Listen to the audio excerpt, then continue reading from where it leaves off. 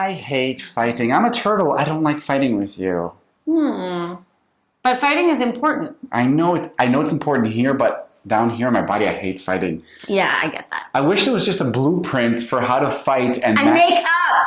And today we are going to teach you how to use your fights and arguments to go deeper and grow. Yes, how to fight effectively. So, hi, my name is Dr. Assael Romanelli. And I'm Galit Romanelli. And this is the Potential State. And today we're going to be talking about how to fight and make up. Yes. So this is also inspired by the wonderful book, After the Fight by Dan Wile. And basically, what he talks about is people don't know how to fight. Right. People don't like to fight. They don't know they're fighting, and they don't know how to get out of the fight. Yes. And reference our... But they think that fighting is just bad, and it should be avoided at all costs. Or it's a signal that something's wrong in this relationship. Right. Right? And in the previous episode of Conflict as a Tool for Relational Growth, we spoke about how conflict is necessary. But today we kind of want to zoom in on actually how to do it, the step-by-step, the play-by-play. And we're going to be using a real fight that we had and the fight we had about this episode as kind of reference point. But first we want to remind everyone that when it comes to conflicts, there's two types of people. There's the turtles like me who avoid conflict at any cost. And then there are thunderstorms who go into the eye of the storm. Right. So as we're referencing this blueprint, we're going to be relating special tips for thunderstorms and turtles. Right. And of course, we're talking about kind of normative fighting. We're not talking about domestic violence or abuse of any kind, verbal, emotional. We're keeping it clean, people. Keeping it clean. So basically there are three stages to the fight. There's the attack, there's the admit, and the collaborate. So first let's give the backdrop of our own fight. Yes. So it was hard for me to take time to myself, especially when the kids are awake, and just to zone out and do nothing. You can reference the guilt in parenting episode. And it was the NBA Finals, the Bucks versus the Suns, and I wanted to watch a 10-minute summary recap on YouTube. It was Friday, and we're all doing our chores, and I was about to wrap up my chores and finish my chores, and told Galit, listen, I want to watch the 10-minute NBA Finals. She's like, yeah, but maybe do it after we're all done. I was like, no, I want to do it now. And then I told her again, I was about to finish my chores. I said, Galit, maybe. And she's like, maybe do it later. And then I finished my chores, and I decided to take my laptop, I go into the bedroom, I lie down, and then Tzach, our eldest, he finished his chores, and he wanted to also watch. Now, Tzach never sees me watch screens, certainly not enjoy screens. And I said, wow, this is a great opportunity for me to be in being, and my son to enjoy something that I enjoy, like a quality, bonding, fun time. Right, not being efficient. Not being efficient. So all this is going up. This is the backdrop, and that's what's happening to me as I'm opening the laptop and I press play. Meanwhile, over on this side, the context for me was that Fridays are usually a super hectic day. They feel really, really short. I feel like in general, I'm the one that kind of leads the charge on a clean home, an orderly home. And usually that also comes with kind of arguing and making sure that everybody does their chores and what that looks like. And I am being the thunderstorm that I am usually at the heart of. They're like, I don't want to, or do I have to do it this way? Or and also I recognize that I am hypersensitive to traditional gender roles. And so sometimes it's hard for me to see like Tzach and Assael not doing chores while Lila and I are doing chores just because they finished before or things like that. Like I will own my shit that I kind of have a hypersensitivity there. So that's the baggage that I come with. And here I want to say that I think it's really important when we talk about fighting and when we talk about conflict to recognize that we're not coming to the fight clean. We're not coming to the fight as like a standalone. We're all coming with baggage to the fight. And so I think part of recognizing what that baggage is also helpful. And recognizing that the fight is just kind of a trigger, is just something that kind of surfaced the baggage that we're coming with, pressed on certain buttons that we have that are already existing that actually have nothing to do or little to do with specifically you or the specific context, right? Like, it's possible that under other circumstances, it wouldn't have pressed my button so much, but because this is kind of baggage that I come with, it like, extra. So I'm watching the YouTube, Galit has all this, and then she comes into the room and she does what? And I make my snarky comments of like, oh, wow, you found a really great time to do this. Oh, it's really nice that the boys are sitting while the girls are, you know, finishing cleaning up, or I made a couple of snarky comments. And then I was completely triggered by that. I did not react. I was just like, I'm watching. I finished the 10 minutes. I closed the laptop. I rush into the kitchen, and we go into phase 1.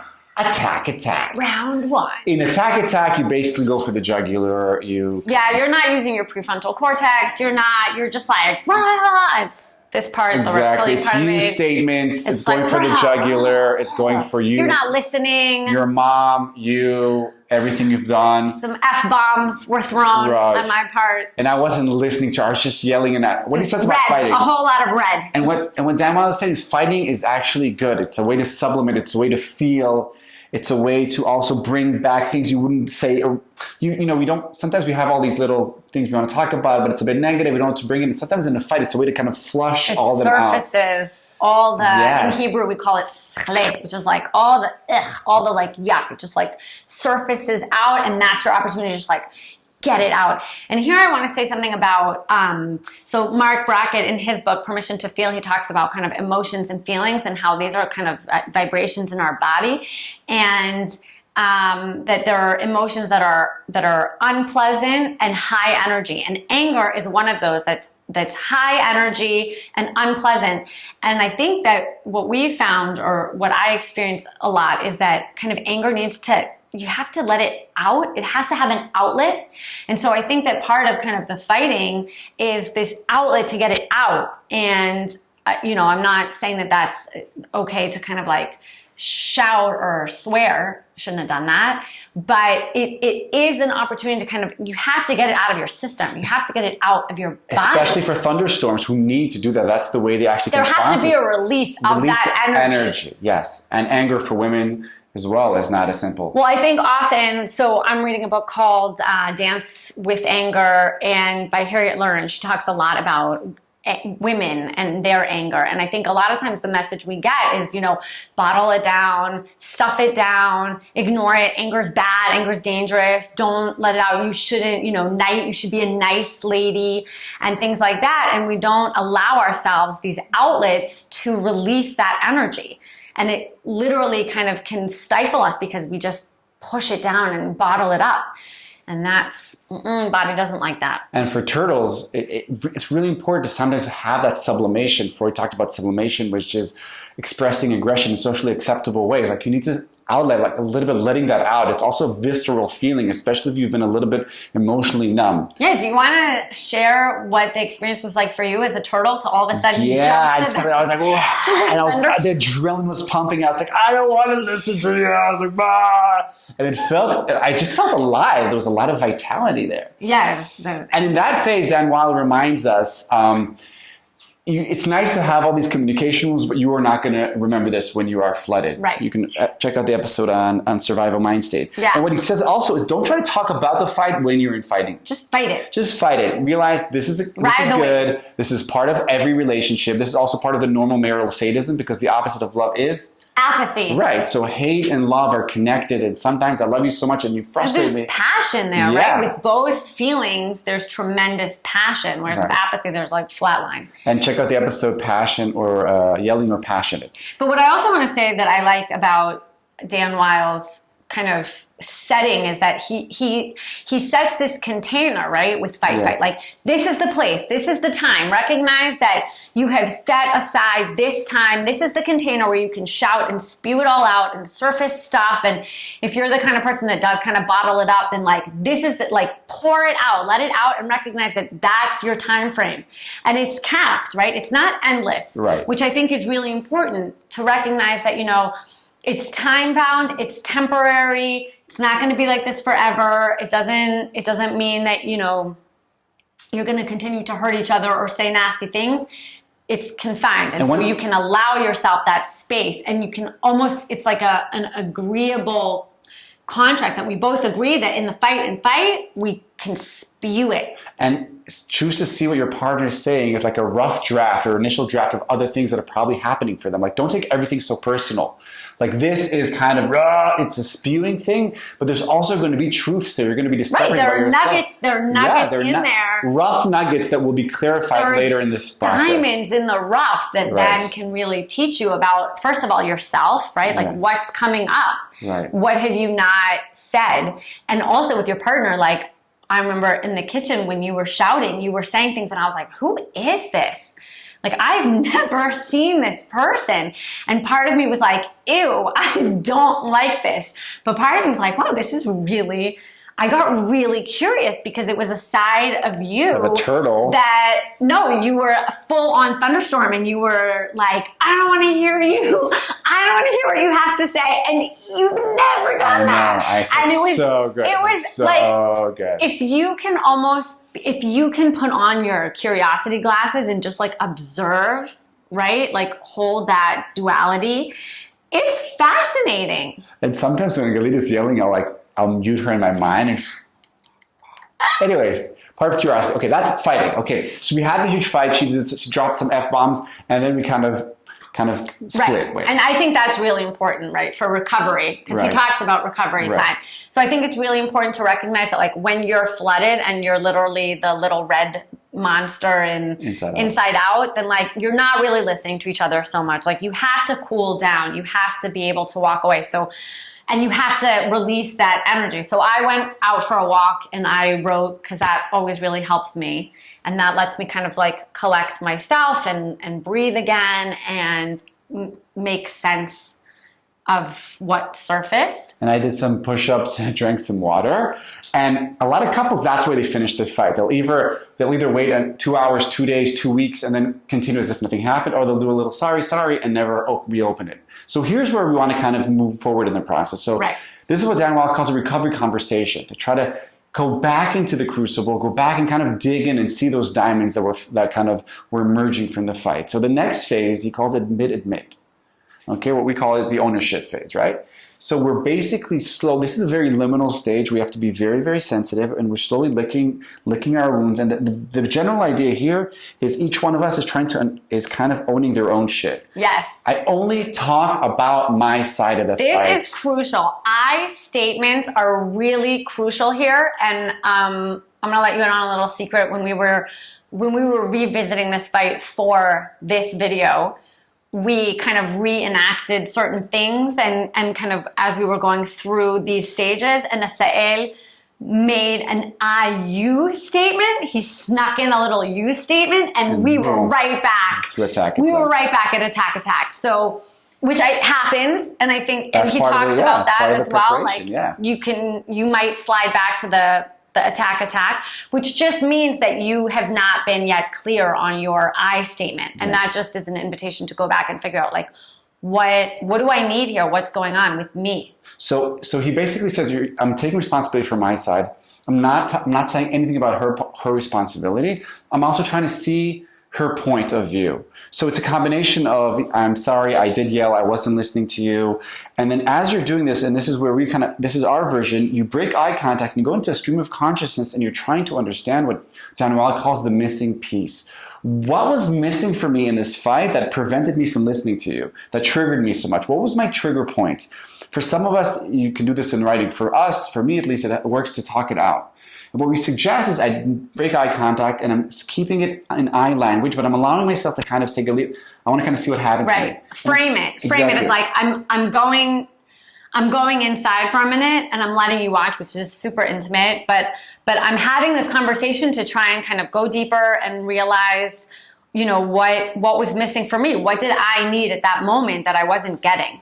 And using the I language, so what was missing for me? And if we're going back to my fight, what I needed is a recognition and a celebration of those 10 minutes that were so difficult for me to take. Yeah. And that was missing from that fight. And until I couldn't hear that or didn't feel it, I wasn't open to Galit at all. Right. And then part of it is realizing Galit's missing piece. Right. And so my missing piece was to feel and recognize that I wasn't alone in chores, and I wasn't alone in trying to have, you know, a kind of gender balanced home, right? That's what was missing for me. And I think that what's beautiful about this, the admit phase, is that you're going deep inside yourself, you're saying what's missing, and that's really vulnerable. And I think that when you do that, right, we know that vulnerability creates intimacy. We know that vulnerability creates connection. And I think that when Assael was able to then say to me, I needed to take time for myself, I needed to feel like I can do that, and that time is respected, then it recruited me, and I was like, I want to protect that time. I want to preserve that time. I don't want to be someone that gets in the way of that, especially because I know that it's hard for you to do. So I want to help. So the I statements kind of begets I statements. So I'm saying, I'm owning my shit, she's owning our shit. And we're creating this, we're slowly creating a pool of goodwill. We're kind of filling up our emotional love tank because we're going to need that for the next phase. Two more things here, caveats here. One, he calls it the nice guy backlash. I might be an admit, but Galit might still be an attack. And what I need to be, we both need to realize that we might slip back into attack. Like, right. Don't be frustrated or surprised by that. You might need to take a longer time out and come back, but it's a very liminal stage. And even if she goes for the you, I can still go back to I, using play, using owning our shit, regulating ourselves. So that is the admit phase. So figure out what's the missing piece, figure out her missing piece. I statements, own your shit.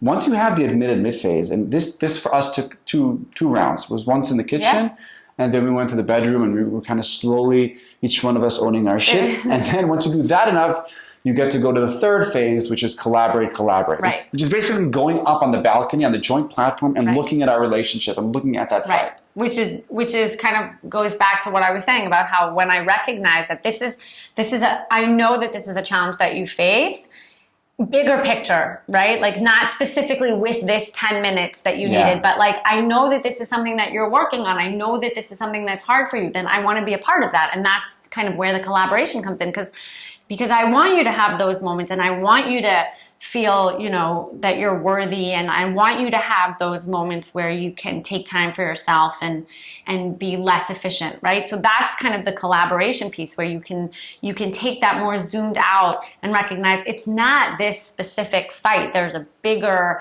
challenge here, and how can we as partners help each other get those goals, that each one of us as individuals is trying to reach.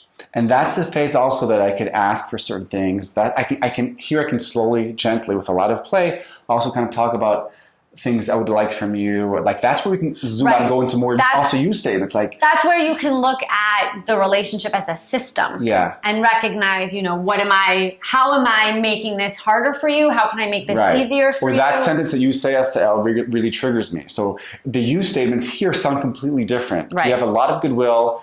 We're solid enough. We're on the balcony. We're looking at it together. We're each owning our shit. And we're seeing the systemic dance. And we're trying to plumb. He calls it plumbing the fight. Like, what are the learns? What are the diamonds here? What are the needs that are coming up? Wishes, needs, fantasies, dreams.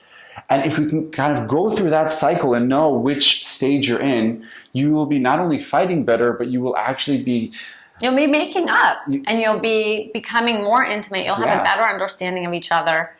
Right? Like you'll go also, deeper, At the end of the day, the ruptures and repairs, the fighting and making there's up. There's gold there. That's what makes the relationship. Yeah. That's what makes it worthwhile. That is the crucible. You gotta get your hands dirty. So remain playful, own your shit, let it land, say the thing, and don't be afraid to go into the fight, plummet, and see the gold that comes out. Yeah. This was Galit Romanelli. Dr. Assael Romanelli. And we're the Potential State. You're doing a little heart. We'll see you next time. Bye.